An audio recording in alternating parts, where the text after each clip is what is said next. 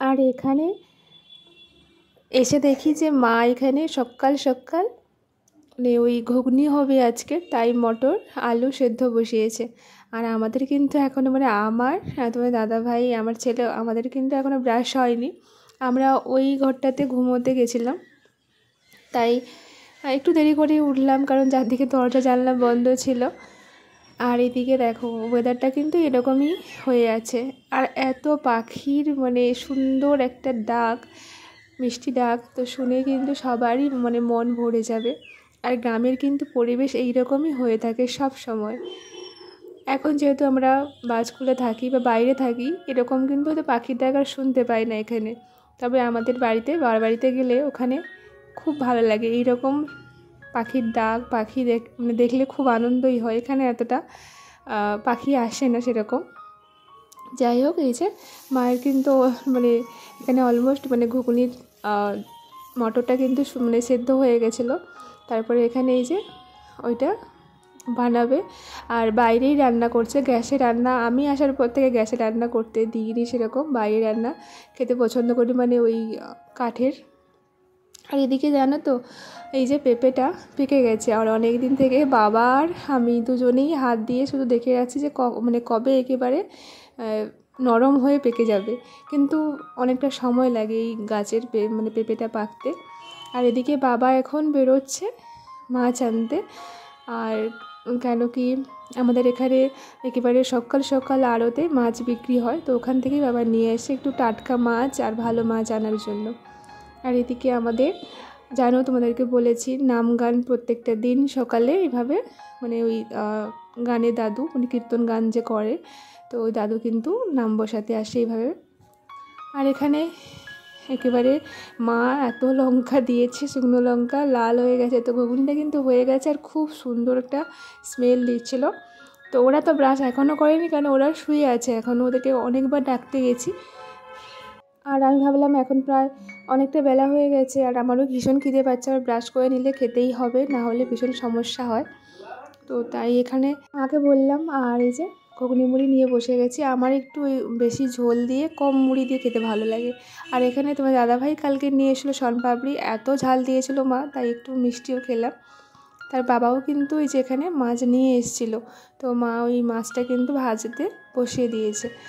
আর তোমাদের আরেকটা কথা বলে দিই, এই ব্লগটি যেদিন আমরা বারবাড়ির থেকে আসি ওই দিনের ব্লগ, তো তোমাদের সঙ্গে শেয়ার করতে পারিনি, কারণ মাঝখানে সরস্বতী পুজোর ব্লগগুলো একটু একটু করে শেয়ার করেছি তাই। আর আজকে ভাবলাম চলো আজকে তোমাদের সঙ্গে এই ব্লগটা শেয়ার করি। আর জানো তো আমার গলা বসে গেছে, হয়তো এমনিতে তো আস্তে কোথাও তোমাদের শোনা যায়, মানে আমি আস্তে কোথাও বলি বলো, আজকে আর গলাটা পুরো স্লো হয়ে গেছে, মানে একেবারে বসে গেছে। আর এদিকে জানো তো মায়ের মাছ ভাজা হয়ে গেছে, সেটাই দেখাচ্ছিলাম। আর এখানে বাবা কী কী নিয়ে এসেছিলো সকালে সেটাই দেখাচ্ছি, কারণ লবণ ছিল না, আর ওই বাসন মাজা যে সাবান ওইটাও নিয়ে এসছে কৌটোটা। আর এখানে উচ্ছে নিয়ে এসছে, আর আমি তো এখানে এসে প্রত্যেকটা দিন উচ্ছে ভাতে নাহলে উচ্ছে ভাজা এরকম করে খেতাম। আর আজকে বাড়ি চলে যাব, তাই দেখো আমাদের এই যে মানে দুটো যে গরু থাকে, আমার ছেলে তো ভীষণ এদেরকে ভালোবাসে, তার থেকেও বেশি এদেরকে ভীষণ মারে, মানে ওই গরুগুলোকে আমার ছেলে মারে, আর সারাক্ষণ ওদেরকে মানে খেতেই দেয় না, নিয়ে খেলে খেলাধুলো করে। আর এদিকে জানো সকাল সকাল ওরা গেছে ওই কলাইশুঁটি তুলতে, পেপার নিয়ে চলে গেছে। আর আমাদের সকালে জানো এখানে ভাত খাওয়া হয় গ্রামের দিকে, 3 টাইম ভাত খাওয়া হয়, ভাতের সঙ্গে সকালবেলা ওই বিভিন্ন ধরনের মাখা থাকবে, আলু মাখা, বেগুন মাখা, টমেটো মাখা এরকম।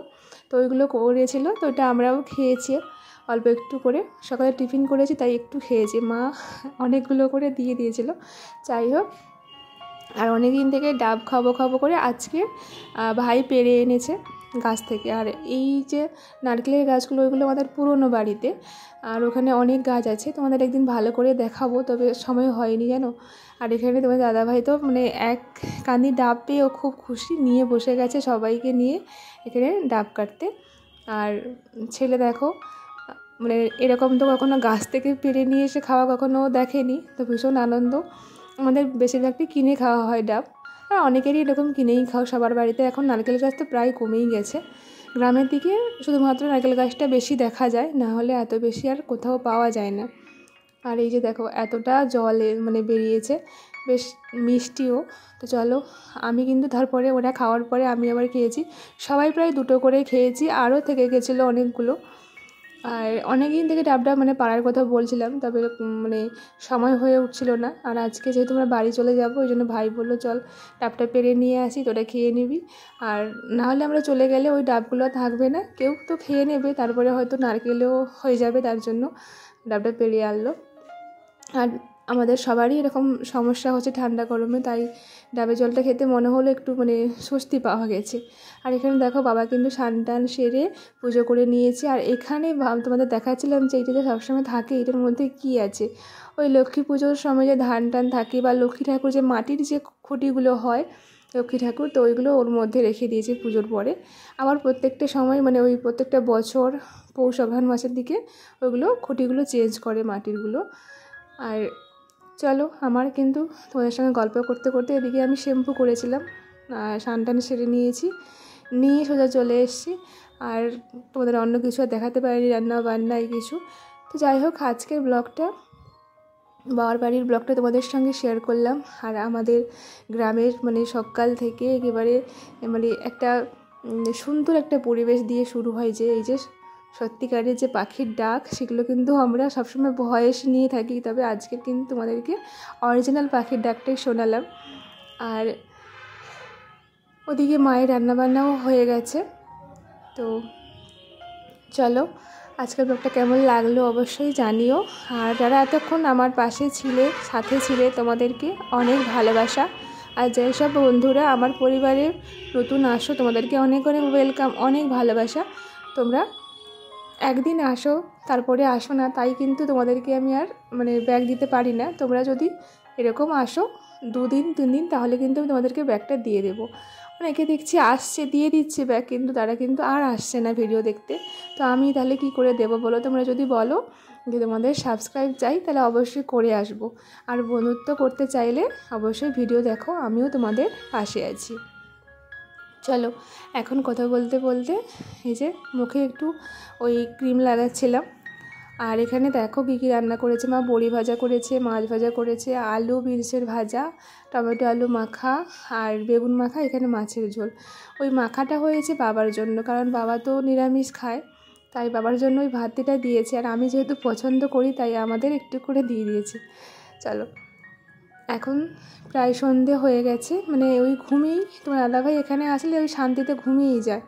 তো ঘর যাওয়ার কথা তো ছিল, তাই ও ঘুমিয়েছিল, দেরি হয়ে গেছে। আমি তো অনেকক্ষণ আগেই বেরিয়ে পড়েছি। উনি বাবু এখন উঠে এই যে গোছাচ্ছে জিনিসপত্র। আর আমার ছেলে মানে যেতেই চাইছে না। আর ওকে বললাম যে আমরা মেলা দেখতে যাব, তার জন্য দেখো ও রেডি হয়েছে, না হলে কিন্তু রেডি হতে চাইছিল না। আর এখানে তো দাদাভাই জিনিসপত্র যেগুলো নেওয়ার সেই সব নিয়ে সে মানে বাঁধাবাঁধি করছে। আর এটা সরস্বতী পুজোর আগের দিনের ব্লগ, তো তার জন্য আমরা কিন্তু দোকানেও গেছিলাম ওই দিন। ছেলের জন্য একটা পাঞ্জাবি, আমার একটা শাড়ি, এগুলো নিয়েছিলাম। আর সেগুলো কিন্তু তোমাদের সঙ্গে শেয়ার করছিলাম এখানে। ছেলের জন্য জানো তো এই পাঞ্জাবিটা নিয়েছি, বেশ সুন্দর লাগছিল। ওই 450 টাকা মতন নিয়েছে, 550 বলেছিল। যাই হোক, আর আমি একটা শাড়ি নিয়েছি, তোমরা তো দেখেছো, পুজোর দিনে পরেছিলাম। যাই হোক, ব্লগটা কেমন লাগলো অবশ্যই জানিও। আর ভালো লাগলে লাইক কমেন্ট করে দিও, কমেন্ট করে জানিও তোমাদের ভিডিওর কোন অংশটা ভালো লাগলো। আর চলো আজকে রাখি, সকালে খুব ভালো থাকো, চলে আসবো আরও একটি নতুন দিনে।